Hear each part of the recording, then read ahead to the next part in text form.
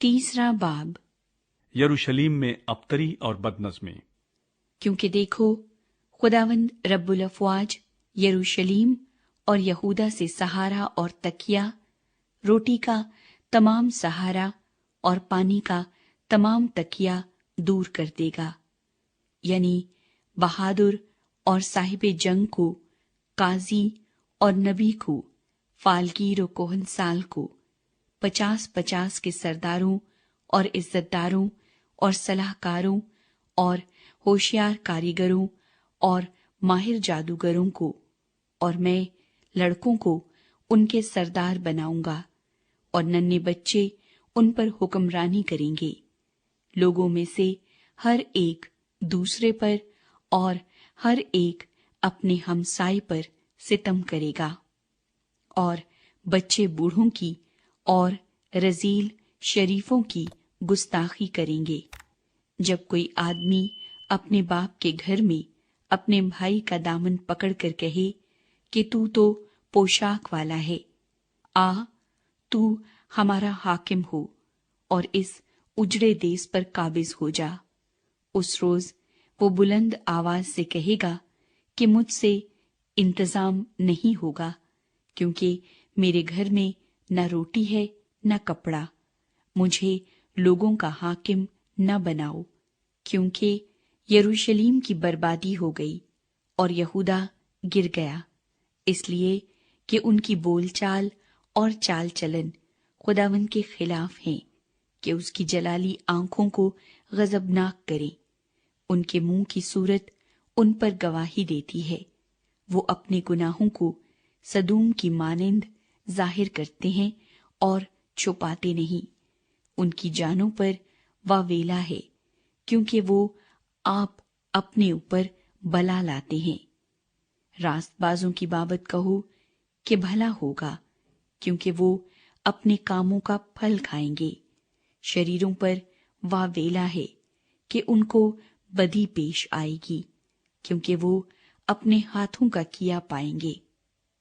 मेरे लोगों की ये हालत है कि लड़के उन पर जुल्म करते हैं और औरतें उन पर हुक्मरान हैं। ऐ मेरे लोगों, तुम्हारे पेशवा तुमको गुमराह करते हैं और तुम्हारे चलने की राहों को बिगाड़ते हैं। खुदा अपने लोगों की अदालत करता है।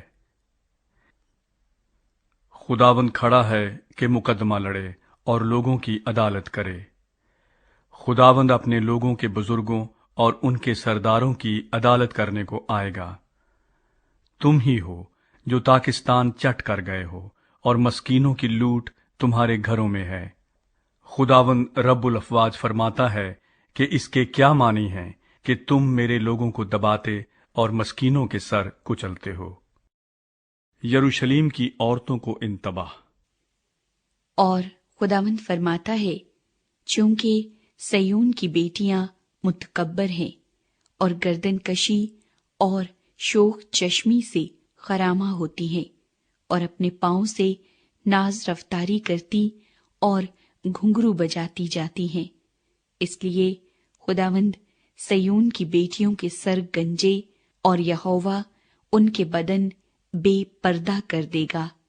उस दिन खुदावंद उनके खलखाल की ज़ेबाइश और जालियां और चांद ले लेगा और आवेज़े और पहुंचियां और नकाब और ताज और पाजेब और पटके और इत्रदान और तावीज और अंगूठियां और नथ और नफीस पोशाकें और ओढ़नियां और दुपट्टे और केसे और आरसियां और बारीक कतानी लिबास और दस्तारें और बुरके भी।